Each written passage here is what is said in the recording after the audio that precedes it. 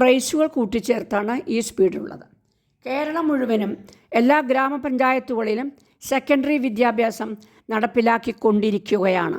ബഹുമാന്യനായ സ്പീക്കറോട് വിദ്യാർത്ഥികളുടെ വിദ്യാഭ്യാസ നിലവാരം കഴിവതും വേഗം ഉചിത മാർഗത്തിലൂടെ ഉയർത്താൻ ആവശ്യമായ നടപടിക്ക് വേണ്ടി ഉപദേശക ബോർഡ് അഭ്യർത്ഥിച്ചു. കേരള ഗവൺമെൻറ് സ്കൂളുകളിൽ ആവുന്നിടത്തോളം ധാരാളം വൊക്കേഷണൽ ഹയർ സെക്കൻഡറി എഡ്യൂക്കേഷൻ കോഴ്സുകളും ആരംഭിക്കുകയാണ് ഉണ്ടായത്. ജില്ലാ താലൂക്ക് തലങ്ങളിൽ എല്ലാ വിദ്യാഭ്യാസ മേഖലയിലും വനിതാ പോളിടെക്നിക് കഴിവതും നേരത്തെ തുടങ്ങണമെന്ന് കേരള ഗവൺമെൻറ് പ്രത്യാശിച്ചുകൊണ്ടിരിക്കുന്നു. വനിതാ പോലീസുകാരെ അതാത് പോലീസ് സ്റ്റേഷനിൽ പരിപൂർണ ചുമതല വഹിക്കുവാൻ ഇൻസ്പെക്ടർ ഓഫ് ജനറൽ പോലീസ് നിയമിച്ചിരിക്കുന്നു. വനിതാ കമ്മീഷൻ, സ്ത്രീകളുടെ ക്ഷേമനിധി ബോർഡ്, സഹകരണ നിക്ഷേപം എന്നിവ ചോദ്യോത്തരവേളയിൽ ചർച്ച ചെയ്തു. കേരള സംസ്ഥാനത്തുള്ള എല്ലാ സ്വാശ്രയ എഞ്ചിനീയറിംഗ് കോളേജുകളിലും ഏകീകൃത സർവകലാശാല ബിൽ കോളേജ് വിദ്യാഭ്യാസ ഡയറക്ടർ നടപ്പിലാക്കുകയാണ് ഉണ്ടായത്. മാതാപിതാക്കളുടെ വരുമാന കുറിപ്പിൻ പ്രകാരം വിദ്യാഭ്യാസ ഡയറക്ടർ വിദ്യാർത്ഥികൾക്ക് ഫീസ് ഇളവ് ചെയ്തു കൊടുക്കുകയാണ് ഉണ്ടായത്. പട്ടികജാതി പട്ടികവർഗത്തിൽപ്പെട്ട കുട്ടികൾക്ക് കൂടുതൽ പ്രത്യേക അനുമതികൾ അനുവദിച്ചു. ഈ പ്രത്യേക നിയമം പാസാക്കിയത് കാരണം ധാരാളം കുട്ടികൾക്ക് കോളേജ് വിദ്യാഭ്യാസം കിട്ടി. Kerala government Kerala university vice ചാൻസലറുമായി ചർച്ച ചെയ്തു. അതുപ്രകാരം ഗ്രാമങ്ങളിലോ ഉൾപ്രദേശങ്ങളിൽ താമസിക്കുന്ന സ്ത്രീകൾക്കോ പെൺകുട്ടികൾക്കോ വിദ്യാഭ്യാസം ലഭിച്ചിട്ടില്ലെങ്കിൽ അവർക്കെല്ലാം സൗജന്യമായി വിദ്യാഭ്യാസം നൽകാൻ തീർച്ചയാക്കി.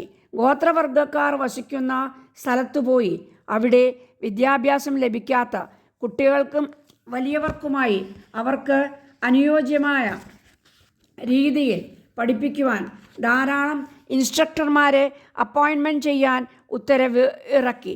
Kerala public service commission stenographer തസ്തികയിലേക്ക് ടൈപ്പ് റൈറ്റിങ്ങും ഷോർട്ട് ഹാൻഡും പാസ്സായവരിൽ നിന്ന് അപേക്ഷ ക്ഷണിച്ചു. അപേക്ഷാ ഫോറം 10 ദിവസത്തിനുള്ളിൽ എത്തിക്കേണ്ടതാണ്.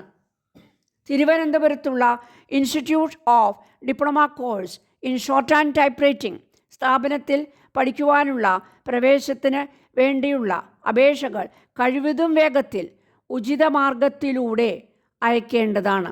വിദ്യാർത്ഥികൾക്ക് നൂതനമായിട്ടുള്ള സാങ്കേതിക വിദ്യകൾ പഠിപ്പിക്കാൻ കേരള ഭരണ പരിഷ്കാര കമ്മിറ്റിയിൽ യോഗം ചേരുകയും യോഗത്തിൻ്റെ നടപടിക്കുറിപ്പുകൾ ജില്ലാ വിദ്യാഭ്യാസ ഓഫീസർക്കുള്ള റിപ്പോർട്ടിൽ സമർപ്പിച്ചു. ആദിവാസി മേഖലയിൽ താമസിക്കുന്ന വിദ്യാഭ്യാസം ഒട്ടും ലഭിക്കാത്ത കുട്ടികളെ എല്ലാം കണ്ടുപിടിച്ച് അവർക്ക് വളരെ എളുപ്പത്തിൽ പഠിക്കുവാനും മനസ്സിലാക്കുവാനും ഉള്ള രീതിയിൽ പഠനരീതി ക്രമീകരിച്ച് അതിനു വേണ്ടുന്ന എല്ലാ ചിലവുകളും കേരള സർക്കാർ വഹിക്കുന്നതാണെന്നും അങ്ങനെ അവരുടെ വിദ്യാഭ്യാസ യോഗ്യത വർദ്ധിപ്പിക്കുവാനും പ്രത്യാശിച്ചുകൊണ്ട് ധാരാളം സ്പെഷ്യൽ ഇൻസ്ട്രക്ടർമാരെയും നിയമിക്കുവാൻ ഓർഗനൈസർ കമ്മിറ്റി ഉത്തരവ് പുറപ്പെടുവിക്കുകയുണ്ടായി. എല്ലാ വിദ്യാഭ്യാസ സ്ഥാപനങ്ങളിലും സ്കൂൾ തലങ്ങളിലും കോളേജ് തലങ്ങളിലും എല്ലാ വിദ്യാർത്ഥികൾക്കും ഉപയോഗപ്രദമായ ഗ്രന്ഥശാലകൾ ഉണ്ടായിരിക്കണമെന്ന് സാങ്കേതിക വിദ്യാഭ്യാസ ഡയറക്ടർ അതാത് സ്ഥലങ്ങളിൽ ചുമതല വഹിക്കുന്നവരോട് ഉത്തരവ് വിടുകയാണ് ഉണ്ടായത്. അതിന് വേണ്ടിവരുന്ന എല്ലാവിധ സഹായവും തരുമെന്ന് ധനകാര്യ വകുപ്പിൻ്റെ സമ്മതം നയപ്രഖ്യാപന പ്രസംഗത്തിൽ വിദ്യാഭ്യാസ മന്ത്രി അറിയിച്ചു. അഡ്മിനിസ്ട്രേറ്റീവ് ഓഫീസർ സ്കൂളുകൾ സന്ദർശിക്കുന്നതിനായി വകുപ്പ് മന്ത്രി അറിയിച്ചു. വകുപ്പ് തലവന്മാർക്ക് അനേകം ഓർമ്മക്കുറിപ്പുകൾ അയച്ചിട്ടും കോളേജുകൾക്ക് കളിസ്ഥലം അനുവദിക്കുന്ന കാര്യത്തിൽ വില്ലേജ് ഓഫീസർക്ക് ആവശ്യമായ വിജ്ഞാപനം കിട്ടിയിട്ടില്ല. ഔദ്യോഗിക ഭാഷ മലയാളമാക്കുന്നത് ഘട്ടം ഘട്ടമായി നടപ്പിലാക്കാൻ നടപടികൾ സ്വീകരിക്കുമെന്ന് കേരള ഗവൺമെൻറ് പ്രഖ്യാപിച്ചിട്ടുണ്ട്. കേരള ഭരണപരിഷ്കാര കമ്മിറ്റിയിൽ ഭരണഭാഷാ വർഷമായി ഓഗസ്റ്റ് മാസം ആചരിക്കുന്നതിന് ഗവൺമെൻറ് തീരുമാനിച്ചിട്ടുണ്ട്. അടുത്ത വർഷത്തെ സ്കൂൾ കുട്ടികളുടെ പാഠപുസ്തകങ്ങൾ കഴിവതും വേഗം പുറത്തിറക്കുമെന്ന് അച്ചുകൂടം സൂപ്രണ്ട് വിദ്യാഭ്യാസ ഡയറക്ടറെ അറിയിച്ചു. അച്ചടിച്ച പുസ്തകങ്ങൾ അതാത് സ്കൂളിൽ എത്തിച്ചു കൊടുക്കുകയും ചെയ്യുന്നതാണ്. ഭാരത സർക്കാരും കേരള സർക്കാരും ഒരുമിച്ച് ചേർന്ന് വിദ്യാർത്ഥികൾക്ക് സൗജന്യമായി ഏതെങ്കിലും ചെറിയ വരുമാനം നേടുവാൻ പാകത്തിലുള്ള ജോലികൾ ചെയ്യുവാൻ ഉള്ള ഉറവിടങ്ങൾ കണ്ടെത്തിക്കൊടുക്കണം. ഇത് മാത്രമല്ല, പുതിയ തൊഴിൽ സാധ്യതകൾ കണ്ടെത്തുന്നതിന് വാർത്താമാധ്യമങ്ങളെ ആശ്രയിക്കേണ്ടതുണ്ട്. വിദ്യാഭ്യാസ രംഗത്ത് കമ്പ്യൂട്ടർ ശക്തി പ്രാപിക്കാൻ ഓർമ്മകൾ സൂക്ഷിച്ചു വയ്ക്കാനുള്ള കാരണമെന്ന് പറയാം. കേരളം നേടുന്ന ഏറ്റവും വലിയ പ്രശ്നം അഭ്യസ്തവിദ്യരായ ആളുകളുടെ തൊഴിലിൽ ഇല്ലായ്മ ആണെന്നാണ് സംശയം കൂടാതെ പറയേണ്ടിയിരിക്കുന്നു.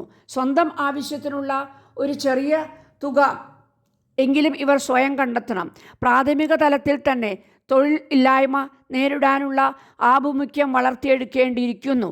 കായിക വിദ്യാഭ്യാസം സ്കൂൾ കോളേജ് കരിക്കുലത്തിൽ ഉൾപ്പെടുത്തിയത് പൊതുജനാരോഗ്യം സംബന്ധിച്ച് കുട്ടികൾക്ക് വളരെ ഗുണകരമാണെന്നാണ് മുഖ്യമന്ത്രി വിളിച്ചുകൂട്ടിയ മീറ്റിങ്ങിൽ ഇടപെട്ട് സംസാരിച്ചു. പഠന വിനോദമാണ് കായിക വിദ്യാഭ്യാസം. അതുകൊണ്ട് കേരള ഗവൺമെൻറ്റും കേന്ദ്ര ഗവൺമെൻറ്റും കായിക വിദ്യാഭ്യാസത്തിന് മുൻതൂക്കം നൽകി കഴിഞ്ഞിട്ടുണ്ട്. നൂതന വിദ്യാഭ്യാസ പദ്ധതി നിലവിൽ വന്നതോടുകൂടിയാണ് വിദ്യാർത്ഥികൾക്ക് വലിയൊരു ആത്മവിശ്വാസത്തോടു കൂടിയ ഒപ്പത്തിനൊപ്പം നല്ല രീതിയിൽ ഉള്ള ഒരു മാറ്റം കാണപ്പെടുന്നത്. ഗ്രേഡിംഗ് അനുസരിച്ചുള്ള മൂല്യനിർണ്ണയം കേരള ഗവൺമെൻറ്റിൻ്റെ വിദ്യാഭ്യാസ പദ്ധതിയിലൂടെ ഒരു പ്രധാന നല്ല ഘടകം ആകുന്നതാണ്.